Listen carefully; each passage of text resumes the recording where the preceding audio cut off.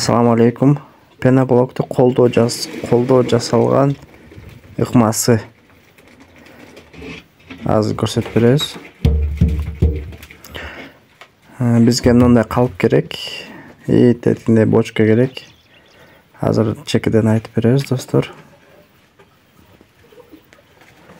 Мына куюп туруп эле, неме менен бетин тегиздеп коет да, көрүнөт. Шпатель мененчи. Ушинтип бетин тегиздеп коет. Азыр немесин айтып беребиз, достор. Мына суу куюп атат азыр. Бетинде чакан менен суу куят. Суу куюп атат. Мына цемент кетти. Тетинде канистрдин жарымын аралап туруп, ушунча цемент кошобуз. Азыр суу куюп атат мынакей бочкага эле. Мына кум. Ушунча кум кошулду, да суу куюлду. Азыр болсо пена. Мынакей тетиги пена. Мындай бочкада толтуруп пена куюп алабыз. Мына болсо азыр кап менен салган. Бул гипс. Гипс да ушундай ак неме баткенден чыгат. Мындай.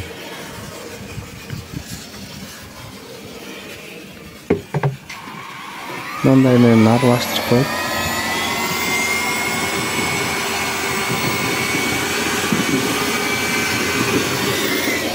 Ушундай менен аралаштырып коет. Азыр бул пенаны алып келип туруп жака куябыз. Пена. Үй шартында ручной жасалып атат да. Ручной. Бетин менен аралаштырып туруп.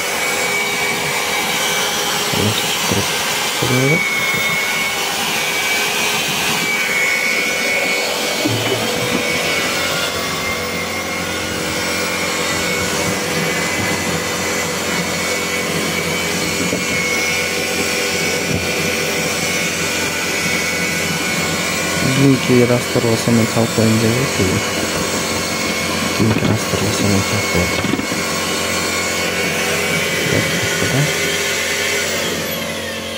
Аралаштырып атат.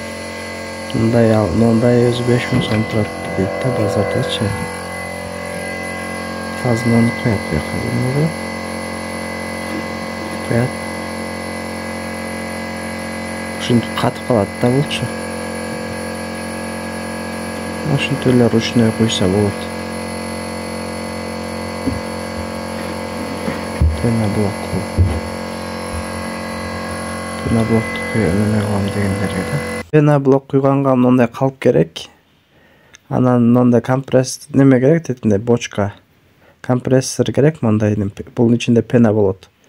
Анан мындай аралаштырыш керек да.